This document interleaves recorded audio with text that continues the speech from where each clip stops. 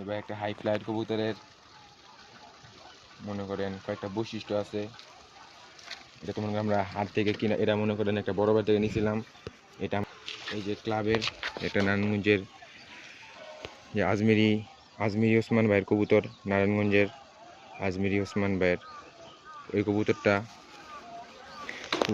দম হলো পুরা শাপলা দম। আর চোখটা দেখেন ভাই,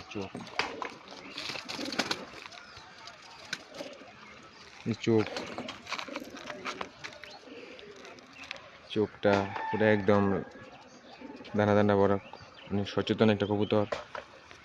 এই কবুতরের বড় কথা হলো পাও, ওই যে পাও হলো পুরা বেগুনি পাও। এগুলো ভালো কবুতরের লক্ষণ। বুকের হাড় থাকবে পুরা সমান 4 আঙ্গুল। কবুতরের একটা শেপই থাকবে আলাদা। এটা ক্লাবের কবুতরটা উঠতে উঠতে এটা পাখনাটা ঝাঞ্জি করে ফেলেছিল। এই যেগুলো পাখনা, ঝাঞ্জি পাখনা, এগুলোতে পাখনাটা টেনে দেওয়া হয়েছিল। এখন কবুতরটা বাড়ি চিনানের কাছাকাছি প্রায়। আরও একটা মাদি আছে।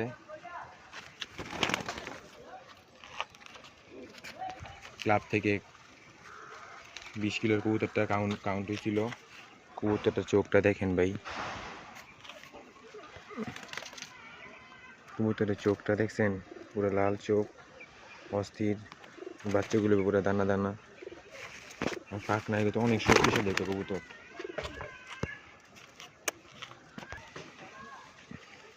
যেটা একটা হাই ফ্লায়ার মাদি রেসারের।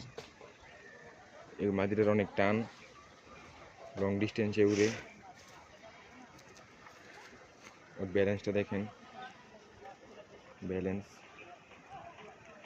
একবারে সোজা,